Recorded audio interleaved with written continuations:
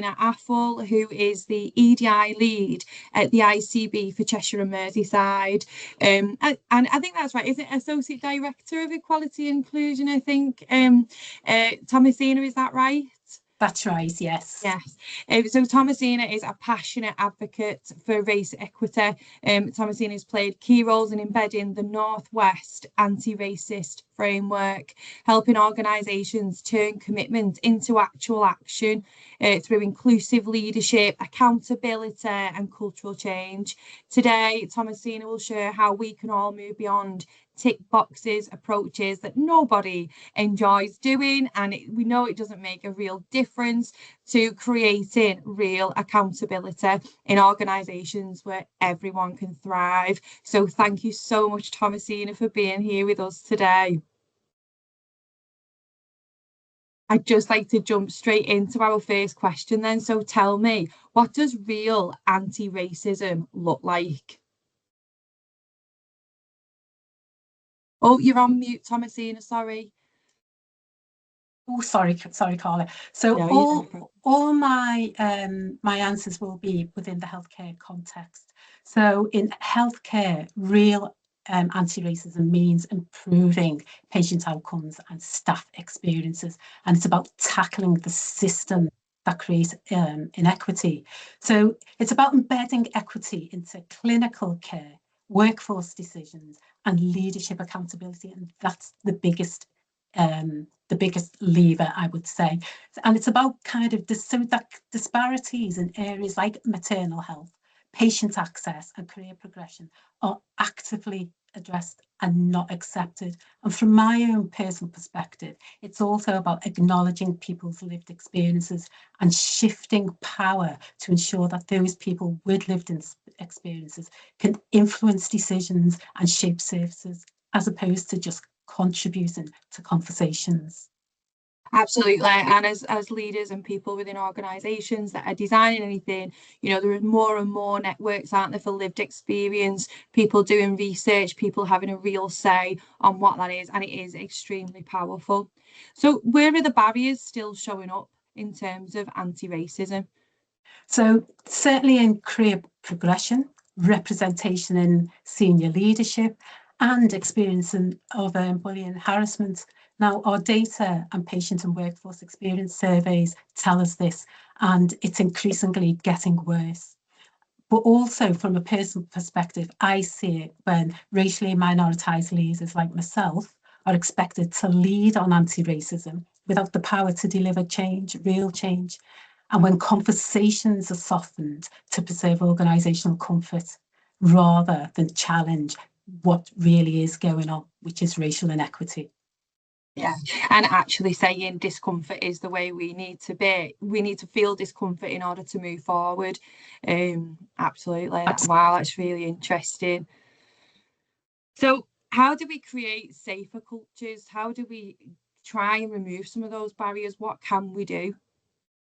So safer cultures, it's, you know, it's the same old thing, isn't it? It's about staff well-being first and foremost, but also about patient safety. So if you have an oppressed workforce, patient safety is compromised.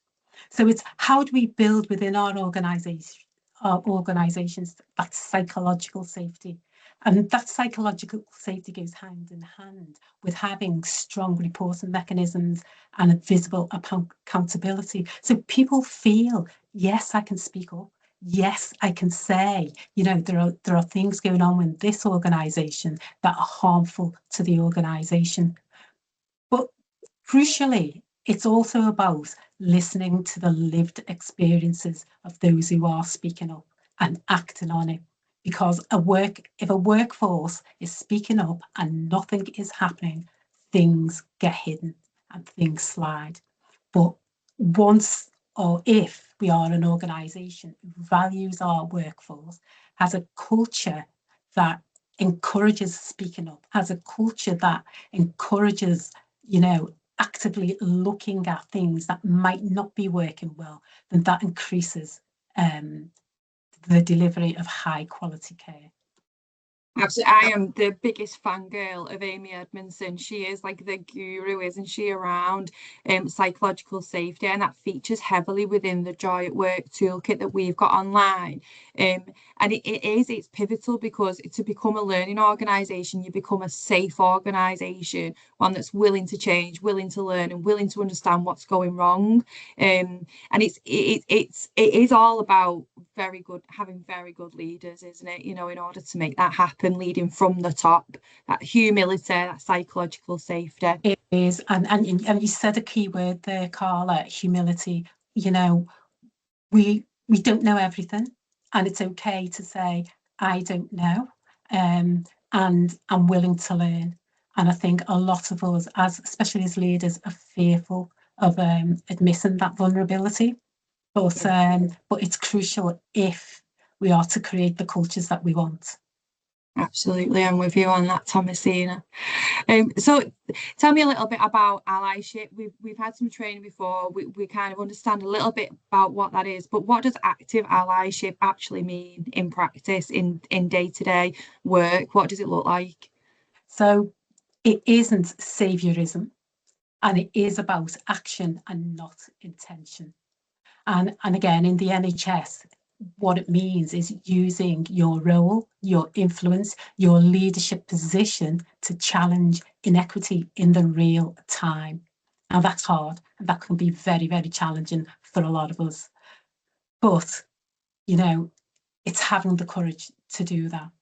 So it's about questioning biased decisions, advocating for equitable recruitment and promotion, and ensuring data is used. You know, we use the data that we have, and it's not always good quality data, but it's the data that we have to tackle disparities. And it's also moving from that passive support to shared responsibility and ensuring anti-racism is carried out not mainly by those affected by it, but by those who have the most power to change the outcomes. Yeah, absolutely. And relying on people that are already feeling strain, upset, tension to actually make change isn't ever going to work, is it? You know, it's got to be, as you say, those who have the power. I love that, Thomasina. That's brilliant. So I've had a really amazing glance. I'm going to share the screen now. But so how we've called it beyond tick boxes. So tell us a little bit about how do we move beyond that? Tell us about the anti-racism framework. I'm just going to share my screen with it on as well. So the anti-racism framework provides a structured approach grounded in the lived experience, leadership development, and tackling inequalities. But it's also about crucially, again, reflective and continuous reflection on what's going on within our organisations and what's going on in me as an individual, so that we are able to embed across workforce leadership and healthcare really sound practices that are anti-racist. But it's about being critical about what we do, but also it enables us to measure our intent. So we have an intent. How do we turn that intent into measurable actions? And the anti-racism framework helps us to do that. It's organised into 3 levels, bronze, silver, gold, and each of those levels builds on the prior level, so that ultimately, by the time we've reached level gold, we are truly an anti-racist organisation advocating for real change. It's part and parcel of our culture. People feel it, patients feel it, the wider community know about it. It's fantastic.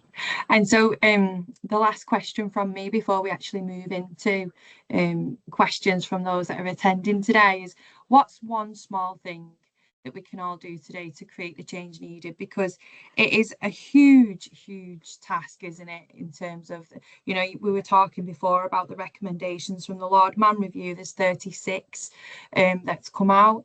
I'm just wondering, what's one thing that we can just do today when we finish this call? I think it starts with us. It starts with us as individuals, and it's about noticing When are we making assumptions about who and what are the implications of those assumptions? You know, it's how is it influencing the decisions, the practices, our practice and our conversations? And then asking ourselves, you know,